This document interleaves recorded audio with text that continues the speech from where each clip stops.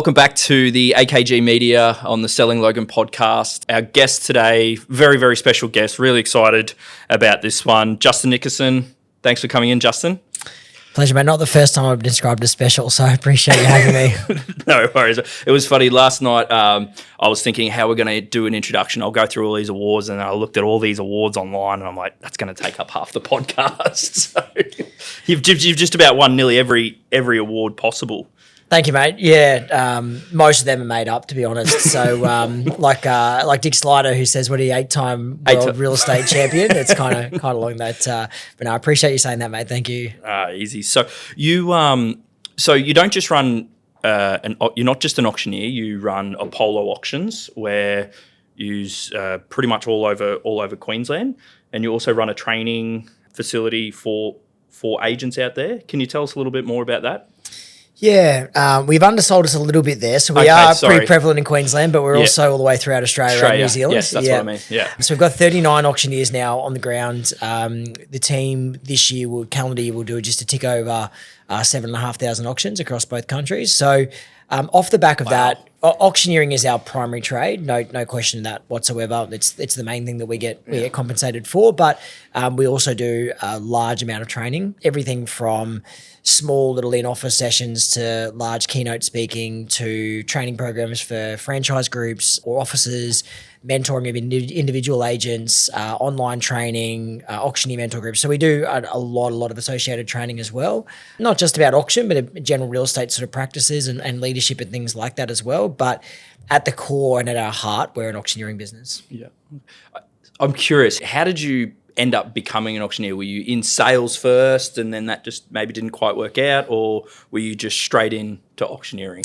Yeah, it's a really good question. I was in real estate sales. So I sold for just under 4 years, between 3 and 4 years. And in Brisbane? Yeah, in Brisbane. Yep. Yeah, obviously I was really good because you never heard of me. So strong career there. But no, I had a reasonable career, but not a hugely successful one. The first couple of years are a tough slog, as everyone knows in real estate. I think that where I was lucky was where I was selling was where I had pretty deep roots. So I'd grown up there. I'd played football there, went to school there. My parents and my grandparents had a long-established business in that area. So what I lacked in skill, I probably made up for in network, that I knew a lot of people in this kind of smallish area, and that's what basically kept me alive.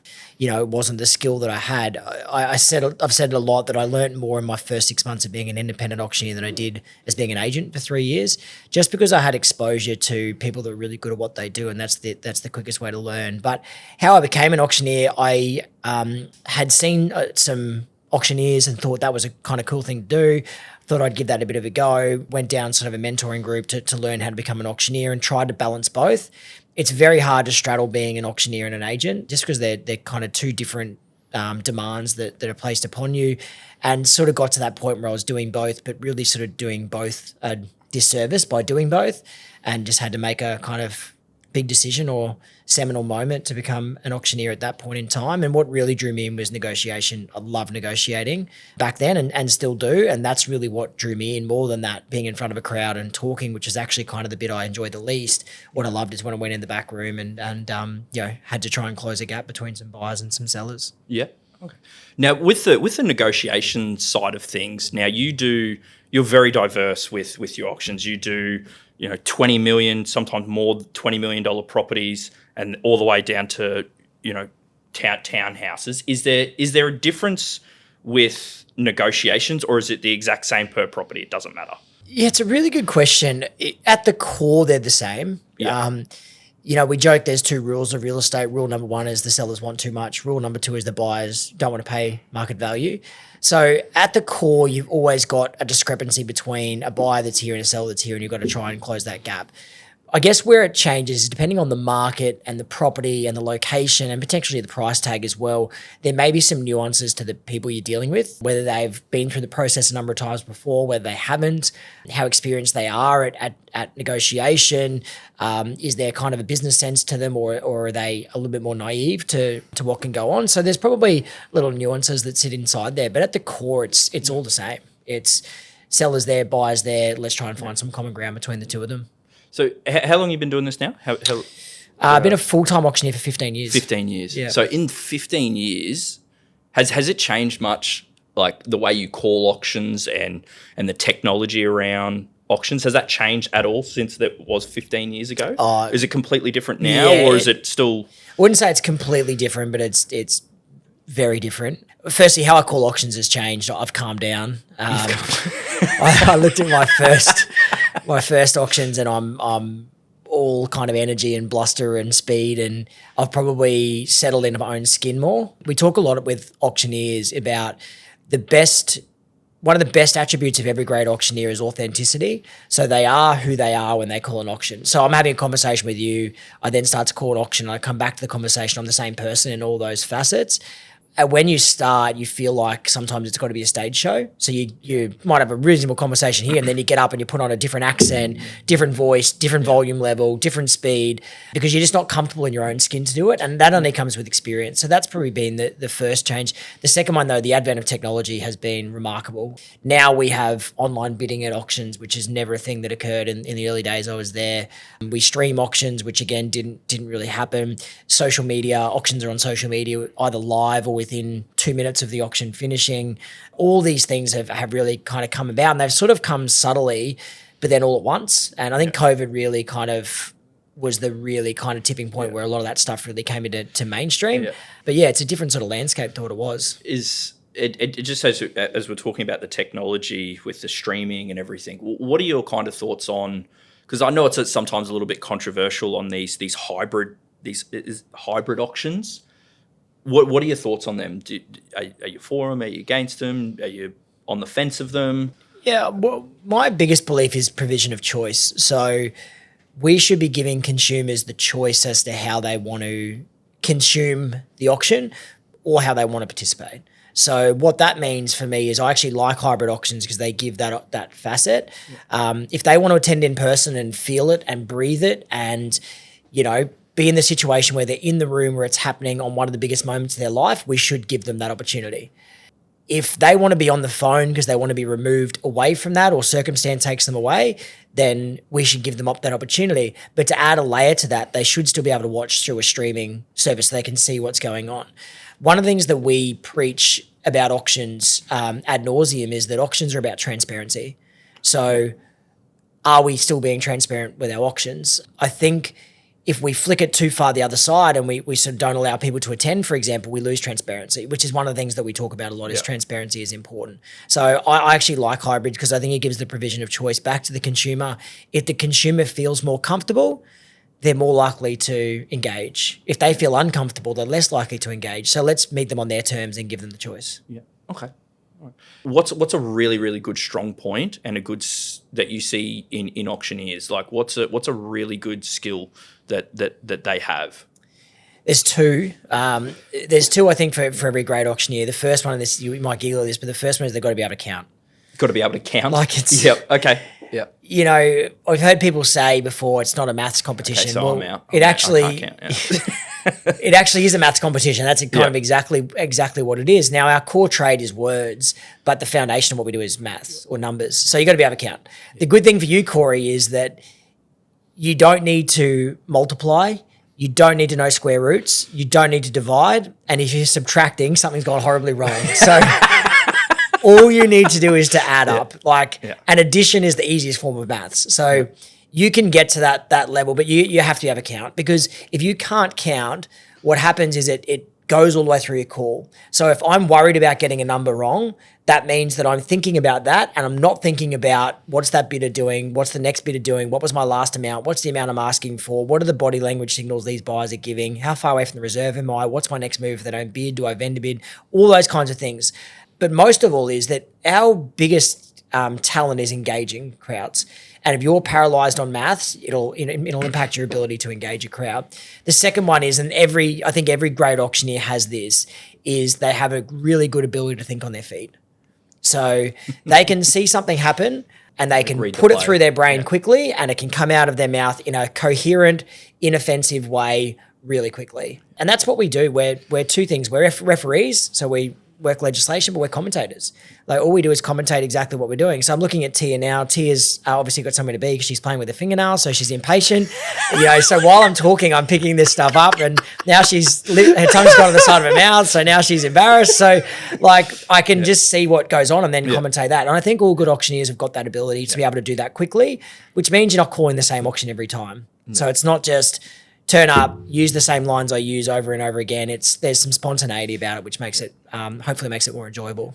One of the things I absolutely love doing with the auctions that you call for me is obviously the word game and stuff that we do. I absolutely love that, and every single time I'm like probably the one that I remember the most is, so we give Nico a word just before we kick off an auction, and he's got to mention that in his spiel somehow or throughout the auction. And the word I gave you was Komodo dragon. Do you remember that one? I do remember that one, yeah. And I was like, you kicked off the auction. I'm like, this one's going to be tough. This one's going to put him to the challenge. And I don't know how you pulled it off, but you just pulled it off with some smooth, and and the crowd didn't even notice. It was just, I think you said something like the bidders were going back and forth or something, and then the bidder fired back, and you was, look at you like a big Komodo dragon coming straight back, and it's like we laugh about it. It was so good. It's actually a really good training exercise because it teaches you spontaneity, right? Like you've got to be able to slip that word in there somewhere so you're present in the moment. And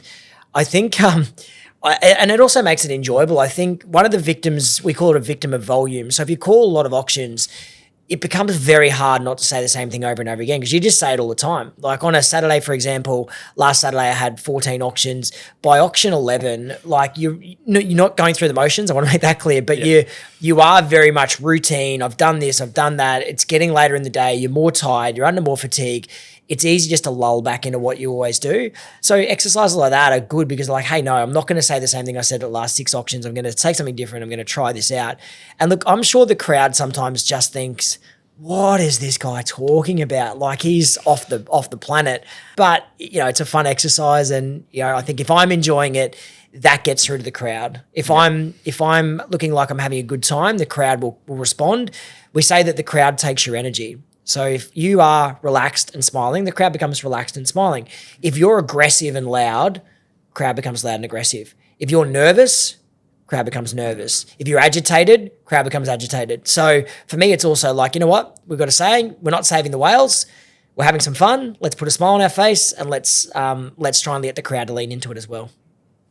I wanted to give some of the listeners a little bit of context. A lot of agents won't, they don't want to go and do an auction campaign for the simple reason, we can't talk price. So they want to be able to engage with the buyers and be able to talk about price. So that's why they steer clear of auctions. However, if they elect for a priceless marketing strategy, they can't do that. Can you give us a polished version of that? A polished version? Question without notice. I'm assuming you're talking Queensland here? Yeah, the Queensland. Because I know your listener base is worldwide, so we don't want to, let it up the Queensland. Queensland. Yeah. So, it's one of the myths in Queensland that when I run an auction, I can't talk price or give price guides. But if I run another no price marketing campaign, like you said, for sale, contact agent, price by negotiation, expressions of interest, I can. And it's just not true. So there's 2 ways that it's interpreted. One is that it's priced. So that's a set price on the property or a price guide or a price range or an offer's over. And the other one is everything else is no price. And as soon as you step into no price, which is basically there's only words in the heading, not numbers, then you can't talk price in any situation. But what you can't give is opinion-based. You still can talk price. It just needs to be factual information, not opinion-based.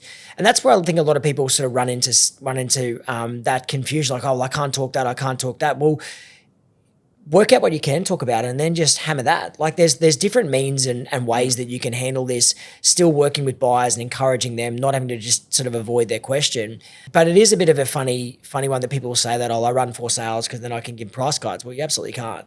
But, that's sometimes the little bit of understanding around something. So, I think it's just that get to know that legislation. It's a pretty important part of what we do, and then work out what you can say and then practice it. All you got to do is practice. Okay. So point blank question, why would I take my property at auction?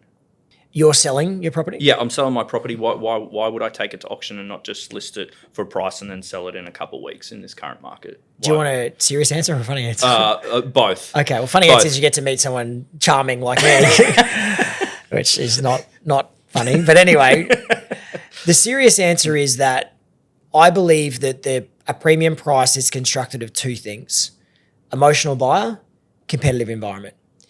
When we run no price marketing, we target emotional buyers rather than logic-based buyers. As soon as there's a price on something, it's logic-based. As soon as there's no price on something, it's emotion-based. The second element then is by putting in a deadline, we create competition. And emotion plus competition equals your premium price. The other advantage is that auction is the only method of sale where the seller sets the terms.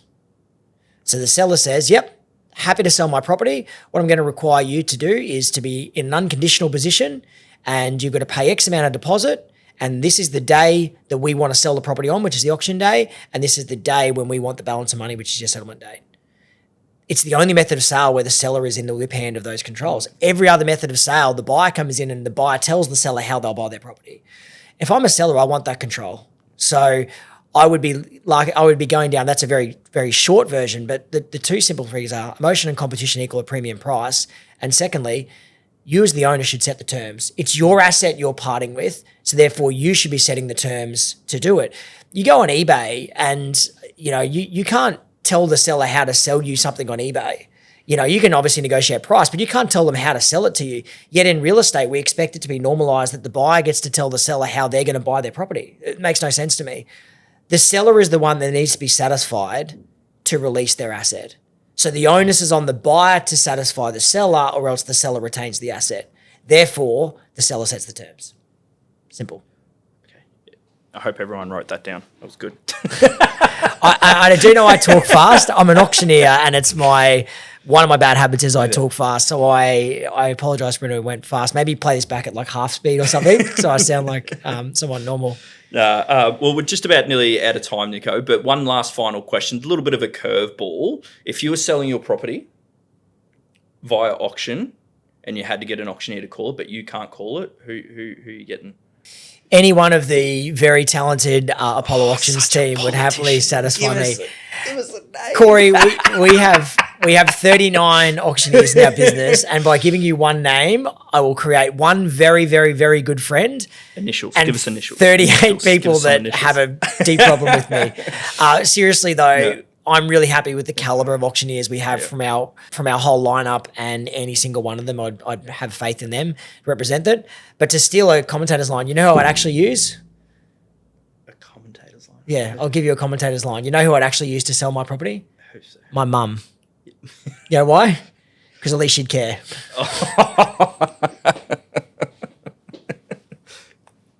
Fair enough. Okay, well, yeah, we're just about out of time. Thank you so much for coming in, Justin. Really, really appreciate it. And hopefully we can do it again. Appreciate it. Thank you. Thanks.